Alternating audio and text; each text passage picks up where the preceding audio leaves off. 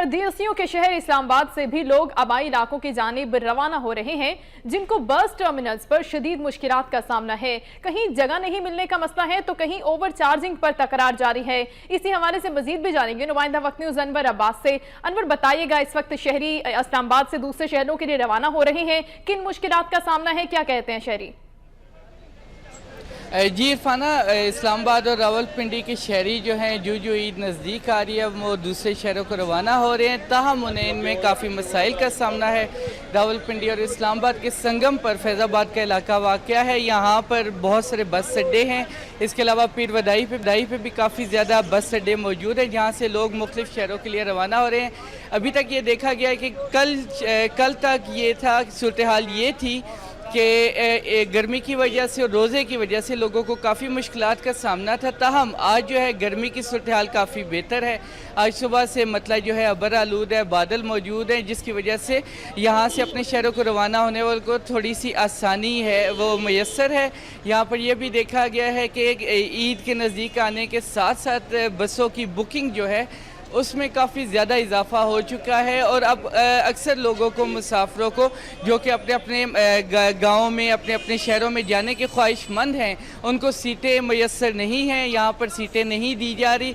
जबकि बाज़ जगह पे किराए ज़्यादा होने का भी शिकायत जो है वो इल्म हुआ है और ये पता चला है कि नॉर्मली जो किराए लिए जाते हैं मुख्तलिफ रूट्स पर, उनसे ज़्यादा किराए जो है वो मुख्तलिफ ट्रांसपोर्टर हजरात जो है वो वसूल कर रहे हैं। अभी ये मालूम हुआ कि साहिवाल जहाँ आम हालात में किराया 900 रुपये है, वो तकरीबन 1050 तक वसूल किया जा रहा है।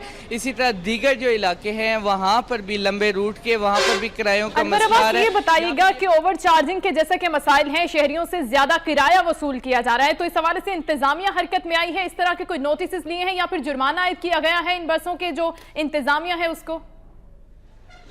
जी अभी तक जो हमारे मुशाहिदे में चीज़ है ये कि इंतज़ामिया ने ऐसा कोई एक्शन नहीं लिया और ये एक रूटीन बन गया है।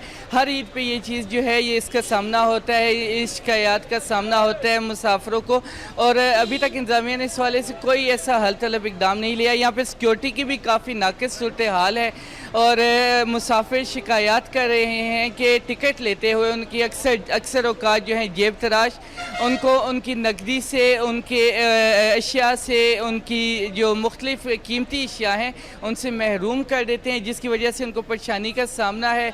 यहाँ पे सिक्योरिटी का कोई इंतज़ाम जो है हमें उस तरह नज़र नहीं आता, कोई गार्ड दिखाई नहीं दे रहे जो कि मुसाफिरों को महफूज बना सके, लोगों को बॉडी सर्च करें। यहाँ पे कोई वॉक थ्रू गेट बहुत शुक्रिया आपका, अनवर अब्बास इस्लामाबाद से आगाह कर रहे थे।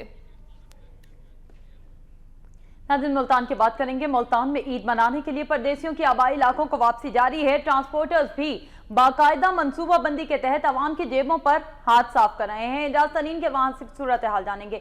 एजाज तरीन, बताइएगा मुल्तान की क्या सूरत हाल है? जी, जैसे जैसे ईद करीब आ रही है, परदेसियों ने अपने घरों का रुख कर लिया है ताकि वो ईद की खुशियाँ अपने प्यारों के साथ मना सके। मुल्तान में इस वक्त बसों और वैगनों के स्टैंड पर खासा रश है। यहाँ पर गाड़ियाँ भी शार्ट हैं और जो वैगन ओनर हैं उन्होंने किरायों में भी इजाफा कर दिया है। इस वक्त हमारे साथ एक वकील साहब हैं जिन्होंने डेरा गाजी खान जाना है, उनसे बात करते हैं वो क्या कहते हैं। जनाब, आप क्या कहेंगे? जी सर, ये आपके सामने ही है जो अड्डे पर रश है, रश आप देख रहे हैं, आवाम इकट्ठी है, वैगनें जान के शार्ट की हुई हैं और वैगनें शार्ट करने के अलावा किराया डबल वसूल कर रहे हैं। ना इंतज़ामिया में कोई पूछने वाला है इनको, ना ट्रैफिक वाले हैं, ना कोई पूछने वाला है। ये ईद में जानबूझकर आवाम को तंग और परेशान करने की खातिर ये लोगों के साथ ज्यादती की जा रही है। इसलिए जी, आपने सुना कि डेरा गाजी खान जाने वाले एक वकील का कहना था कि यहाँ पर ना कोई इंतज़ामिया है, ना ही कोई चेक एंड बैलेंस है। इनका कहना था कि गाड़ियों को जानबूझकर शॉर्ट कर दिया गया है और डबल किराए वसूल किए जा रहे हैं। उनका यह भी कहना था कि मुसाफिरों की मजबूरी है, उन्होंने ईद करने तो अपने घर के लिए जाना है, इसलिए वो